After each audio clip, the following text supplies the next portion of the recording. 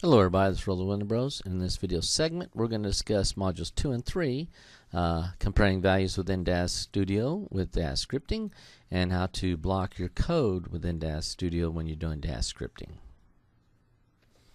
The first thing we're going to cover is comparing values, so that when you're writing your code, we can show you things like how to determine if something is equal to something else or not equal to, it's less than or equal to, it's greater than or greater than equal to.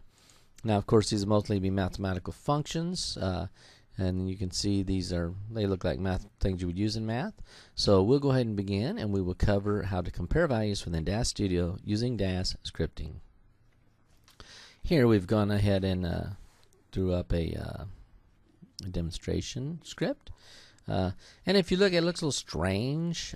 We've assigned a variable, we created a variable, declared njax with a value of 3. Now we got these two lines that are for print lines. One says we left an S off of the second one there. Let me just get that fixed. Njax is greater than equal to 3, and njax is not equal to 6. So these are comparisons, and actually when you do a comparison like that, it's going to return what we like to call a Boolean, which we'll discuss a little later on, hopefully. And Booleans basically are true or false. So basically these comparisons are going to return either a true. So if njax is greater than or equal to 3, it'll be true. If it's not, it'll return false. And that's what will be printed. And the same for the njax not equal to 6. So let's go ahead and run the script. And let's pull this panel up a little bit. There you go, so we can see at the bottom. We'll run the script with F5. And there you go. You can see we got true and true because we had assigned a value of 3 to njax, and it definitely is greater than or equal to 3. And then, of course, here 3 is not equal to 6, so they both were true statements. Now, you can go a little further in this comparison. So let's go ahead and change a value here of njax to 21. And here, what we'll use is less than 5 as our comparison. And we'll go here as to equals. The double equals is not an assignment. That's the comparison. A single equals is assigning a value to a variable. A double equals is comparing the value to the variable.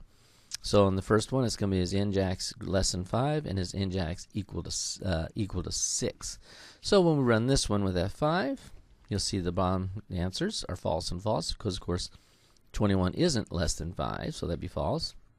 And 21 is not equal to 6, so that'd be false. So we asked if it was equal, excuse me, so I don't want to confuse that with the not equal. But is njax equal to 6? No, so it's false. So there you go. That's how you would compare values, and you can use some of the other, experiment around, use some of the other symbols, which we'll show you real quick again. Here are the symbols that you would use. So equal is equal to, this is what their meaning is, and here's what the symbols are. So when you do mathematical equations, you need to make a comparison. These are the symbols that you'd use together.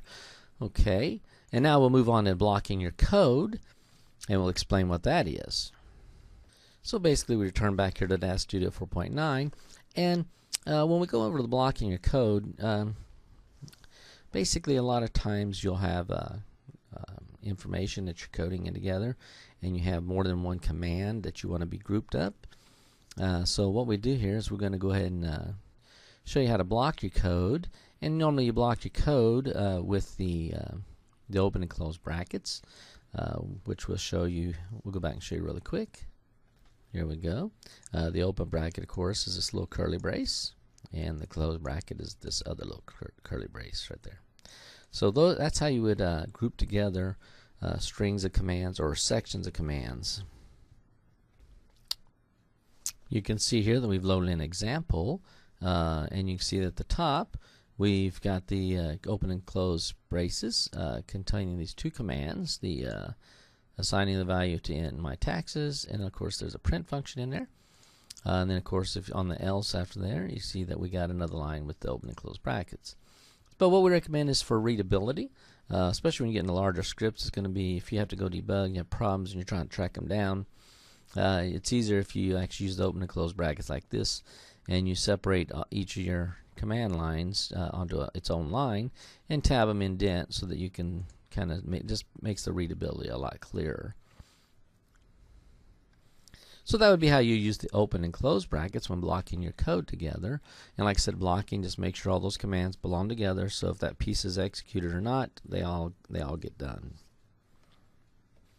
We hope you enjoyed this video presentation on comparing values within Daz Scripting and how to block your code when you're writing your own scripts.